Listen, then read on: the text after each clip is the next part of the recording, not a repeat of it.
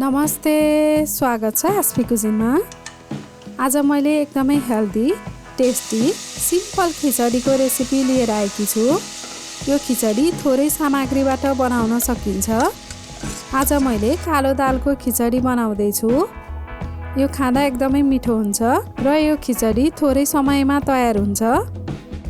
यो कालो दाल हो, यसलाई मैले रातभरि भिजाएर लिएकी हुँ।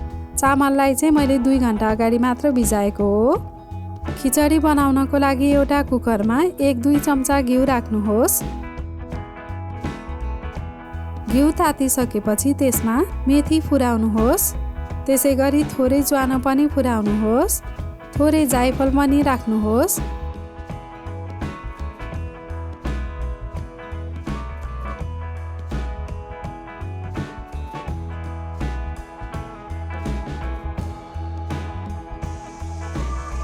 अब यसमा मैले अदुवाको पेस्ट राख्दैछु। हजुरहरूलाई मनपर्छ भने लसुनको पनि पेस्ट राख्न सक्नुहुन्छ।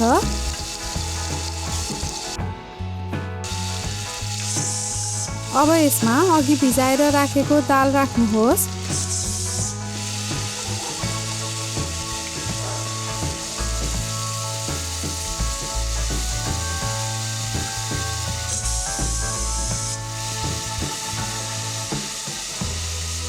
त्यसै गरी चामल पनि राख्नुहोस्। सामग्री चाहिँ हजुरहरूले आवश्यकता अनुसार थपघट गर्न सक्नुहुन्छ।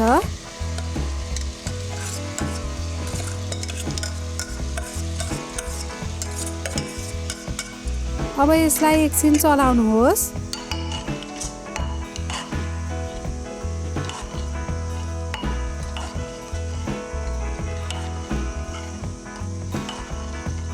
अब यसमा 1 चम्चा बेसार र स्वाद अनुसारको नुन राख्नुहोस् र यसलाई राम्ररी मिक्स हुने गरी चलाउनुहोस्।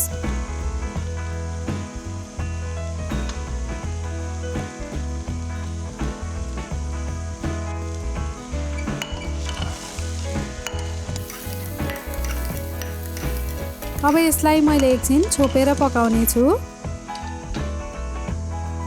2-3 मिनेट पछि अब यसमा पानी राख्नुहोस्। खिचडीमा पानी चाहिँ भातमा भन्दा अलि बढी नै राख्नुपर्ने हुन्छ। अब एकपटक फेरि राम्ररी चलाउनुहोस् र यसलाई 4-5 सिट्टी लगाउनुहोस्।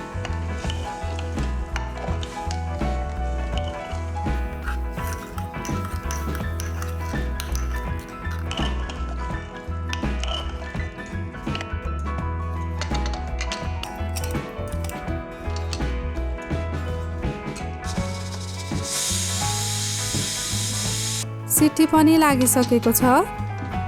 हेर्नुस् त, हाम्रो मिठो खिचडी खानको लागि तयार भएको छ।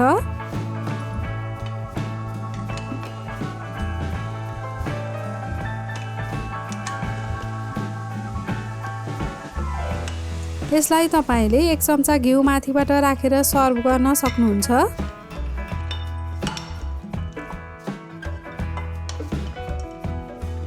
तपाईलाई यो भिडियो कस्तो लाग्यो? कमेन्ट सेक्सनमा कमेन्ट गर्न नबिर्सिनुहोला। भिडियो मन परेमा भिडियोलाई लाइक र च्यानललाई सब्स्क्राइब गर्न नबिर्सिनुहोला। सब्स्क्राइब गर्नको लागि सब्स्क्राइब बटनमा क्लिक गरी नजिकै रहेको बेल आइकन दबाउनुहोस्। धन्यवाद।